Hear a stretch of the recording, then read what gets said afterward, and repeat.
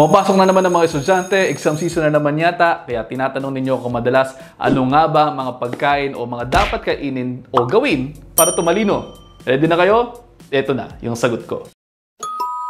Hindi lang para sa mga estudyante, kundi para na rin sa mga umeedad itong content na ito. Ito mga sasabihin kong tips ay mga personal kong tips na nagamit ko during my examination days at nung nag-take tayo ng diplomate board examination ng lifestyle medicine na nakachamba tayo.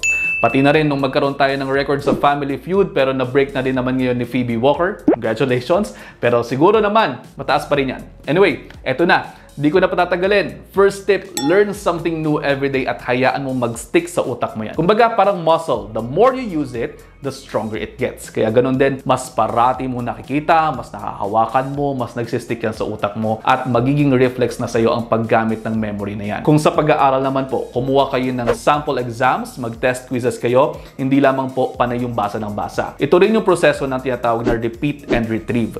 Mahusay mag-associate ang ating mga utak, kaya habang repeated mong nakikita yung mga buzzwords, mas na-associate mo din siya dyan. Pagdating naman sa memorization, matutong mag-associate ang mga bagay-bagay. For example, meron akong 4 na salita, tapos hindi naman sila related sa isa't isa, i-relate mo yan. Kunwari, meron tayong itak, salamin, chopsticks, at bulak. Pwede mo i-associate yan, kunyari, sa mukha mo. Kunwari, meron kang itak sa noo mo, meron kang salamin na suot, meron kang chopsticks sa dalawang butas ng ilong mo, at bulak sa bibig.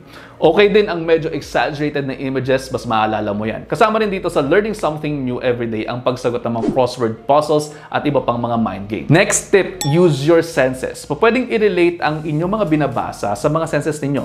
Hindi lang sa inyong mga mata. Kunwari, ang pinag-uusapan ay mangga. Meron kayong visual memory ng kulay niyan. Pwede ring magkaroon kayo ng memorya ng amoy. Pati lasa niyan, meron din kayo niyan. Kaya naman, minsan, kapag sinabing mangga, napapansin ninyo, pwedeng naglalaway na rin kayo. Third tip, bawasan po ninyo ang pagkain ng mga matatamis na pagkain. Oo, yung ating utak ay obligate glucose user yan. Pero kapag napasobra kasi kayo ng matatamis, pwede kayong antukin kaya mahihirapan kayong mag-memorize. Mas kumain ng complex carbohydrates tulad ng brown rice, red rice, black rice kaysa sa white rice. Kumain na rin kayo pati ng mga green leafy vegetables. Kumain din ng mga nuts, legumes, olive oil at fatty fishes tulad ng sardines at salmon. Mayaman kasi ang mga yan sa omega-3 fatty acids. Ang mga yan yung tumutulong sa brain at nerve cells natin. Bukod sa matatamis na pagkain, iwasan din po ang masyadong maraming red meats, fried foods, salt, at cheese. Pang-apat na tip, mag-ehersisyo kayo. Nakatutulong yan sa pag-improve ng oxygen at nutrient delivery sa ating mga katawan. Nakaka-relax din, kaya mas okay mag-aral kung nakakapag-exercise kayo. Nakaka-clear din yan ng utak ninyo to take your mind off of your work, kaya nakaka-good vibes din. Pang-5, iwas sa stress, mga bes. Kung meron kayong mga nakaka-stress sa trabaho, let go. Iwasan mo na lamang. Huwag mo na lamang pansinin.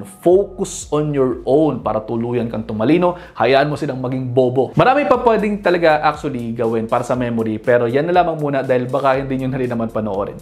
Kayo pa naman, ang iksi ng mga attention span nyo. Alam ko yan, nakikita ko yan sa trends. Next time na lamang po yung iba. Hanggang dito lamang muna. I-digest nyo muna yan dahil sabi ko nga sa inyo, ang gusto ko lamang, lahat kayo ay manatiling healthy. O paano? Hanggang sa muli. Ingat!